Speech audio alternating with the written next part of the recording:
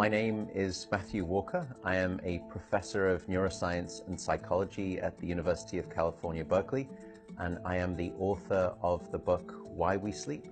We certainly know that a lack of sleep will actually prevent your brain from being able to initially make new memories. So it's almost as though without sleep, the memory inbox of the brain shuts down and you can't commit new experiences to memory. So those new incoming informational emails are just bounced and you end up feeling as though you're amnesic. You can't essentially make and create those new memories. We also know that a lack of sleep will lead to an increased development of a toxic protein in the brain that is called beta amyloid, and that is associated with Alzheimer's disease, because it is during deep sleep at night when a sewage system within the brain actually kicks into high gear and it starts to wash away this toxic protein, beta amyloid.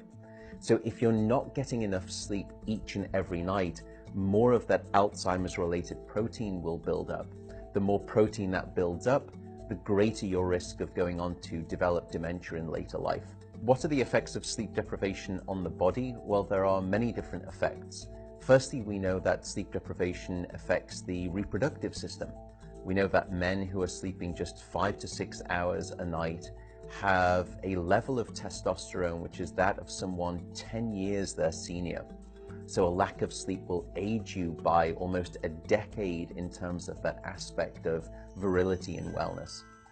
We also know that a lack of sleep impacts your immune system. So after just one night of 4 to 5 hours of sleep, there is a 70% reduction in critical anti-cancer fighting immune cells called natural killer cells. And that's the reason that we know that short sleep duration predicts your risk for developing numerous forms of cancer. And that list currently includes cancer of the bowel, cancer of the prostate, as well as cancer of the breast. In fact, the link between a lack of sleep and cancer is now so strong that recently the World Health Organization decided to classify any form of nighttime shift work as a probable carcinogen. So in other words, jobs that may induce cancer because of a disruption of your sleep-wake rhythms. We also know that a lack of sleep impacts your cardiovascular system, because it is during deep sleep at night that you receive this most wonderful form of effectively blood pressure medication. Your heart rate drops, your blood pressure goes down.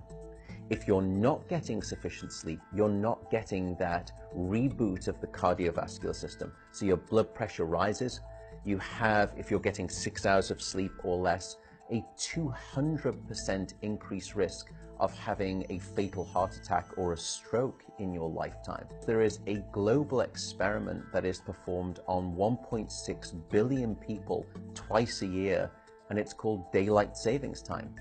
And we know that in the spring, when we lose 1 hour of sleep, we see a subsequent 24% increase in heart attacks the following day.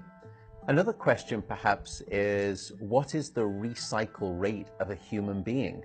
How long can we actually last without sleep before we start to see declines in your brain function or even impairments within your body? And the answer seems to be about 16 hours of wakefulness. Once you get past 16 hours of being awake, that's when we start to see mental deterioration and physiological deterioration in the body. We know that after you've been awake for 19 or 20 hours, your mental capacity is so impaired that you would be as deficient as someone who is legally drunk behind the wheel of a car. So if you were to ask me what is the recycle rate of a human being, it does seem to be about 16 hours, and we need about 8 hours of sleep to repair the damage of wakefulness. Wakefulness essentially is low-level brain damage.